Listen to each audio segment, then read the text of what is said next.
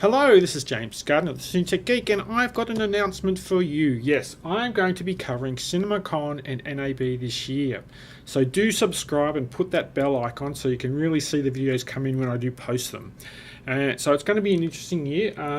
I haven't been there for a couple of years, so lots of things have changed, and I wanted to do this video just to announce that I'm going, and those who are interested, who may want to, if you're a vendor and want me to come and see your product or something, you can contact me and arrange that.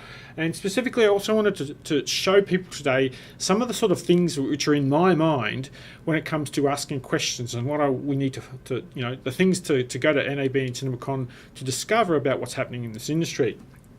So let's just have a look at something I've put together quickly with lots of questions, which I'm not going to be just asking them. I want you to be thinking about these questions too, and if you're going, and also if you find these questions interesting, because I think these are the sort of things that we need to be asking now at this stage of being an exhibitor or being part of the production community at NAB, sort of things to ask. So I'll just go over them quickly. I will add these to the bottom of the YouTube video so you can view them there, and I really appreciate any comments or if you think things are important or if I missed something. Now let's just quickly have a look. One of the big things this year is that many parts of the world the VPF is ending, and there's quite a lot of questions that it's time to have a look at in terms of the VPF, the virtual print fee, which is subsidisation if you're new to this, which helped the transition to digital. Now this was a 10-year contract, and because these are coming to an end, now the VPS is ending in many regions, do you see any fallout? Is there any negatives now that the VPF is to an end? Has there been any issues that have evolved due to these long-standing 10-year contracts? Has it hindered or hindered innovation in the industry? That's an interesting question. I'd like to hear people's opinion on that.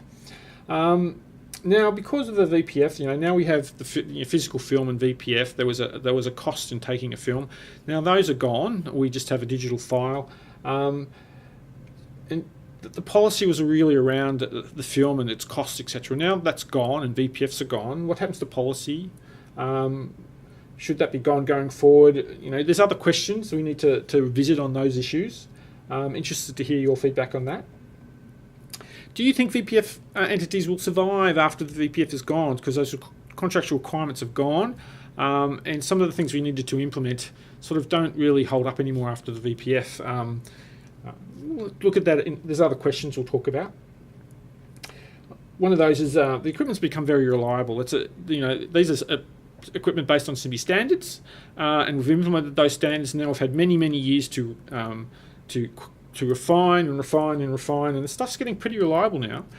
It tends to run very reliably. Having it monitored is good, but if it's getting so reliable, the cost of the monitoring is, it's a cost reward issue. We need to sort of measure that up, and I'd be interested to see what people think about that and what they're thinking going forward.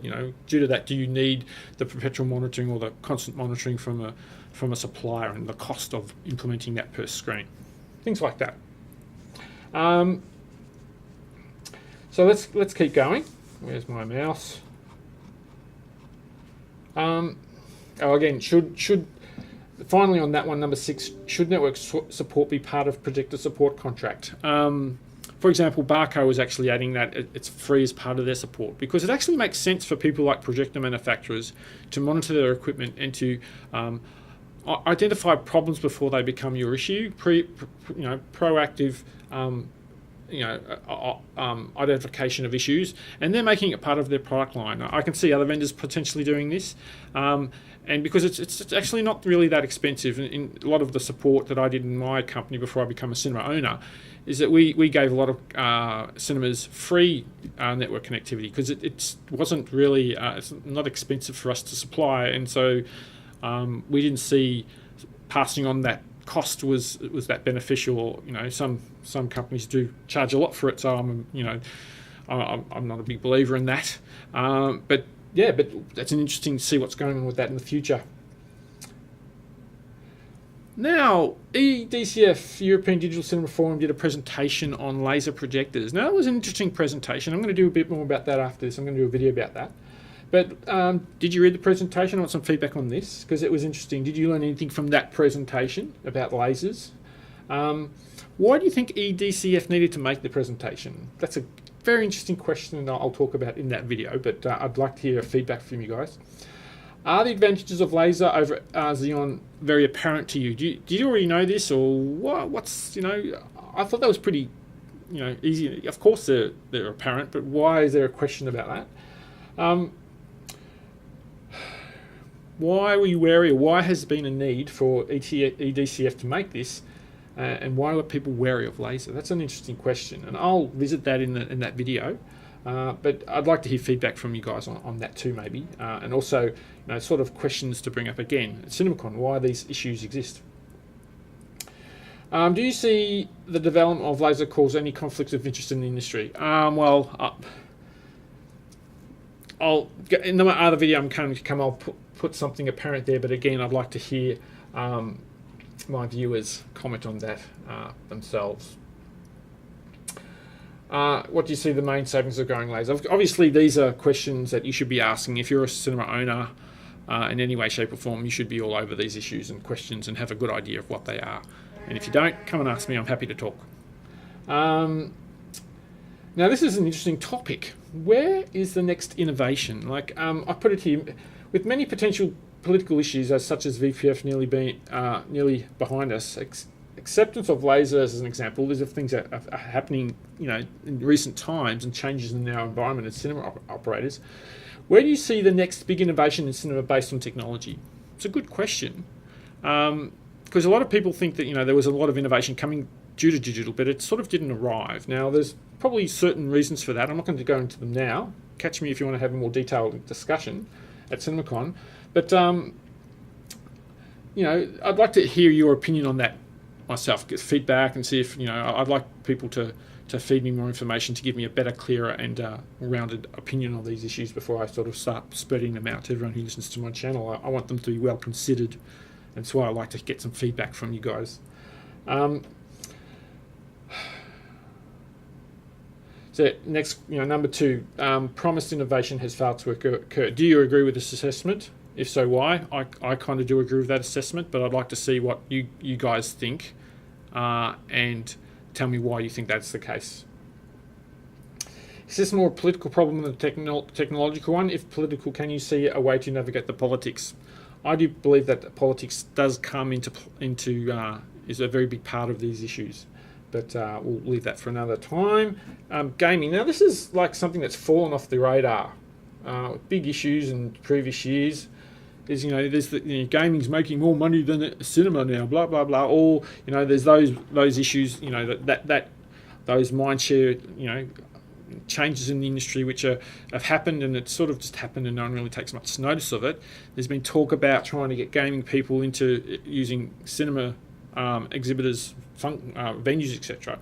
But I haven't really seen much talk about that in recent years, and it's to a degree, to me, it's sort of failed a little bit. Now, why is that the case? Do you think gaming is exhibition is yet to crack it? All right, why? To a degree.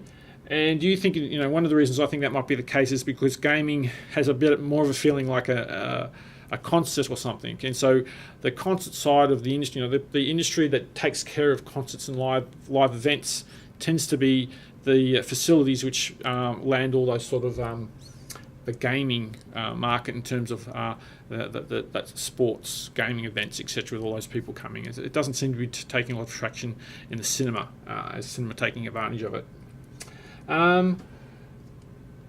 Lastly, of course, how can we get involved with that? What's your opinion on that? But let's keep going. Obviously, I've talked about in the videos recently about SMPTE-DCP, extended CPL metadata. What new automation features should we expect with the advent of SMPTE-DCP extended metadata? I'd like to get your opinion on that. I have one on that. I'll probably do a video on that later on, but I'd like to get an idea of what the perceptions you see on that. Obviously, with more information, we can do more automation. That comes with more information, more structured data, allows us to make better decisions and particularly automate more of our processes. So obviously, that's an interesting event. Now, let's get into NAB. Obviously, I'm more focused on cinema and exhibition, etc. Just finally talking about that, one of the big changes I'd like to put forward with the sort of questioning and what I do at these conferences is that, I've always been very technical and talking to the technical issues, but I want to sort of bring more of the the business side of, technology for technology's sake. Just because you've got a better widget doesn't mean it's going to be a successful better widget, because there's business issues at hand that need to be surfaced as well, and made apparent to you as a business owner, as an exhibitor, as a distributor. You need to understand, there might be a road in front of you, but there's bumps and sharp corners, etc. You need to know they're there. Even if you've got the best car in the world, you need to know how to navigate that road. So business and the understanding of business is a big part of that, and we want to sort of try and visit that a little bit more in the videos and with the questions, and see if I can pull that out like teeth from some of the people I interview, because usually they don't want to talk about it. Anyway, let's talk about NAB quickly. I'm going to do NAB as well, because it's the following week and I'm in the area, so I might as well stick around and hang out and see some more friends down there, and just walk around that trade show floor, that immense that it is. Also, in the past, I've done NAB and talked about HDR. So HDR has evolved quite a little bit since then. There's been a bit of movement in HDR. I should have mentioned this before, in the cinema side, with some messages coming out of DCI in terms of trying to prepare the cinema industry for some movements into the HDR and different levels of image quality being made available for theatrical presentation. Potentially mainly come around, of course, I've always had the proprietary versions of the Dolby and the Eclair systems which are out there, but with the LED capabilities, these new LED cinema screens, obviously they've brought in a completely new level of image quality available to cinema exhibition, and this is still very early days, but it's good to get some sea legs on this topic earlier on, so when it does come, we know we've got a good direction of where it's going, and how to bring on that information, and how it's going to affect our industry going forward. So we'll talk about that, bring that on to what's going on at NAB, how this is more general sort of information for people who watch my channel, getting into HDR. Obviously the streaming services have required it, etc. But there's other issues, even wedding videos. There's lots of potential HDR content and capabilities and workflows coming. Where are we with that in terms of the vendors and supplying us tools to do that? I think that's going to be a reasonably big topic this year. There's the very expensive grade 1 monitors required to do HDR, but I'm going to be looking for, if I'm not making a Netflix massive film or series that needs to be delivered in HDR, I'm doing something a bit smaller. What can I do to achieve a type of HDR or something that's required, it will be classified as HDR deliverable cost effectively? And if you're just a producer and you want to get into HDR and learn about it, what you need to do that. So we're going to look into that. Well, that's going to be some of the questions that I'm going to lead to me, and what I'm going to ask the people I interview when I'm over there, when I get the right people. Some other interesting aspects on there.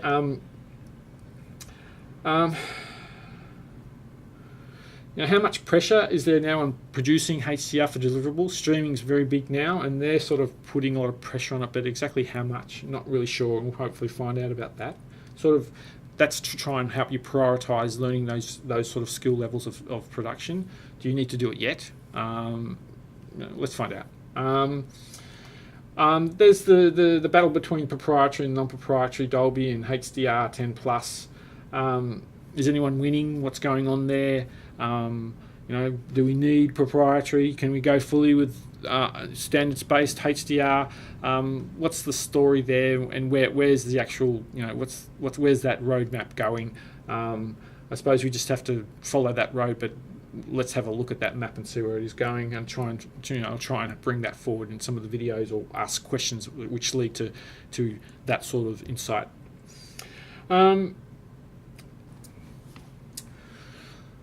IP technologies. Well, that's another area which has failed to answer the promises over the many years.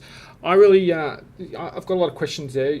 For example, let's have a look at the Dante protocol, which has revolutionized the audio industry in terms of, if you're an audio post house, pretty much they're very much standardizing using Dante, a protocol for sending audio over IP to all the devices. So, a sound device now in a Mac like Pro Tools would be just have an Ethernet port on it, and it would IP out to distribute all the audio to the speakers or to another room or to anywhere.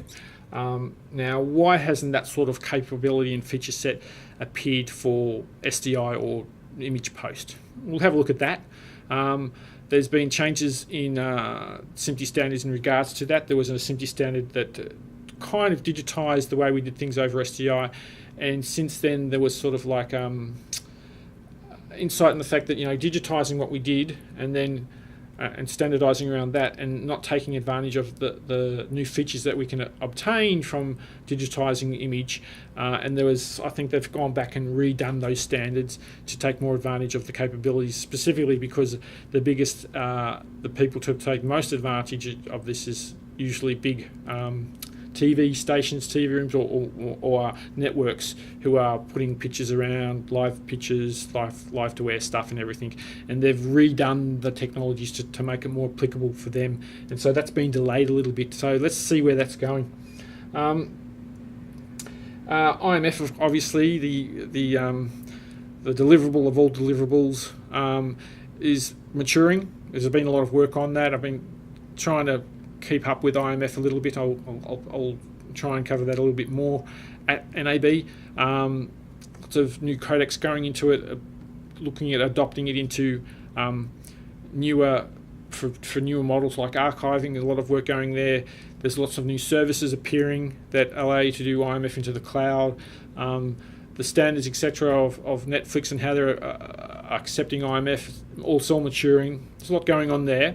And it's an important time for deliverables and the evolution of how we will be delivering content in the era of streaming as streaming becomes more dominant, and the more capabilities of HDR, etc., that's leveraging on top of all the streaming capabilities. It's all sort of coming together. So we'll try and cover that, or if anyone wants to talk about that, we'll get them on screen, on camera.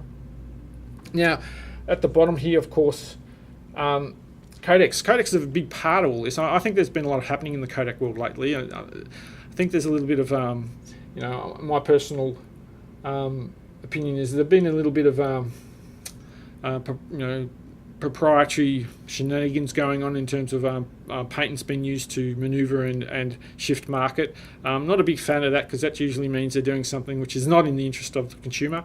And identifying who and why they're doing it, I think, is part of the story here, because to shame them into doing the right thing for the consumer unfortunately I have to say that statement. But yeah, the best for all of us as a community is what I believe in. There's a few mistakes in there, but anyway, so I'm going to cover that as well. Blackmagic's new Blackmagic Raw, interesting move, and we'll have a look at what they're going to do with that. I was under the impression that they may allow that to be used by other vendors. I'd like to get some feedback from them on if that is the case. What are the patent issues on that, and the likelihood of doing that? Will they allow that to be standardized, and other issues that would be interesting to the industry going forward? Like, a lot of the things I'm talking about are stuff that will impact the industry in the future. It's the sort of things you need to know if you're a business person, you're investing in content, and the licensing and other issues which revolve around owning the content. So we'll look at that. And lastly, I'm going to cover any interesting products, of course. If I think it's pretty cool or something, I'll make a video. So we'll see what pops out there. But who knows? But anyway, that's James Scarn at CineTechGeek, and that's what I want to look at doing over in the next couple of weeks, starting at CinemaCon and NAB. And love to hear back from you guys. Again, click on subscribe and the bell button, so when I do videos coming from these two conferences, that you will be informed of them as soon as they're available. Thanks a lot. Bye for now.